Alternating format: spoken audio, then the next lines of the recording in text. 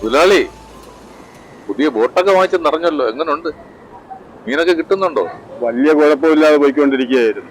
ഇവിടെന്താ പ്രശ്നം? അടുത്ത കാലത്ത് നമുക്കെതിരായിട്ട് ഒരു ബോട്ട്, അങ്ങോട്ട് നമുക്കൊരു ഉപയോഗമില്ല, അവർക്കാണ് നല്ല ചാകര.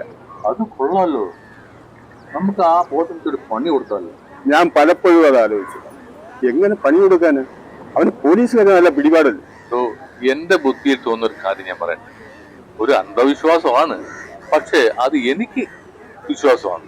അതിനൊത്തിരി കാരണങ്ങളും ഉണ്ട്. താൻ കാര്യം ഒന്ന് വിശദമായിട്ട് പറഞ്ഞു.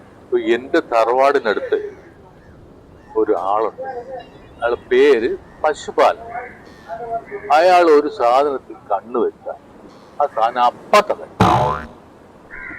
അങ്ങനെയൊക്കെ നടക്കൂടെ? എനിക്ക് അദ്ദേഹത്തിന്റെ കാര്യത്തിൽ ഒത്തിരി അനുഭവം തോന്നി. അയാളെ വായിന്ന് എന്ത് വീഴുന്ന ആർക്കും പറയാം. ഉദാഹരണത്തിന്, ഒരു പശുവിന്റെ അകിട് കണ്ടിട്ട് അത് ഊക്കൻ അകിടെന്ന് പറഞ്ഞാൽ അപ്പോൾ ആ പശു നിലത്തുണി ചത്തിരിക്കും. അതാണ് അവന് പശുപാലൻ എന്ന് പേര് കിട്ടിയത്. കഥകൾ ധാരാളമുണ്ട്, അത് ഞാൻ വിശദമായി പറഞ്ഞു.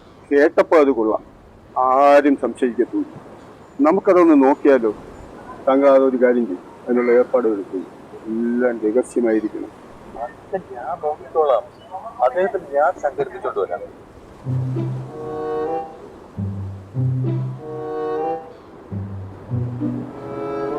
പശുപാലൻ ചേട്ടാ, ഞാൻ എല്ലാ കാര്യവും പറഞ്ഞിട്ടുണ്ടല്ലോ.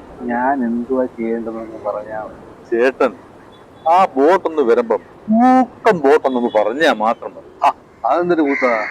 ഏത് ബോട്ടാണെന്ന് ഞാനെങ്ങനെ അറിയുന്നത്? ആ ബോട്ട് വരുമ്പോൾ മുതലാളി പറയും, അന്നേരം ഊക്കം ബോട്ടെന്ന് പറഞ്ഞാൽ മതി. ഞാൻ ഈ ഊക്കം ബോട്ടാണെന്ന് പറഞ്ഞാലേ അത് എപ്പ താറെന്ന് ചോദിച്ചാൽ മതി.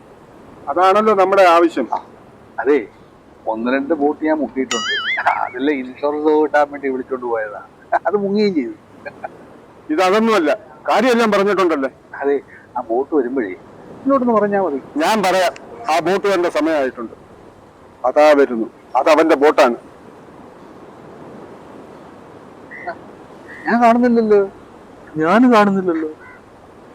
അതുകൊണ്ട് ഞാൻ കാണുന്നില്ല. അത് അവന്റെ ബോട്ടാ. എവിടെ? ഞാൻ കാണുന്നില്ലല്ലോ. സൂക്ഷിച്ചു നോക്ക്, ആ നീല കൊടി വെച്ച ബോട്ട് കാണാനും വയ്യ. ഇപ്പൊ ഞാൻ കണ്ടു ഓലയുടെ ഊക്കം കണ്ണാ. സമ്മതിക്ക എന്റെ കണ്ണേ.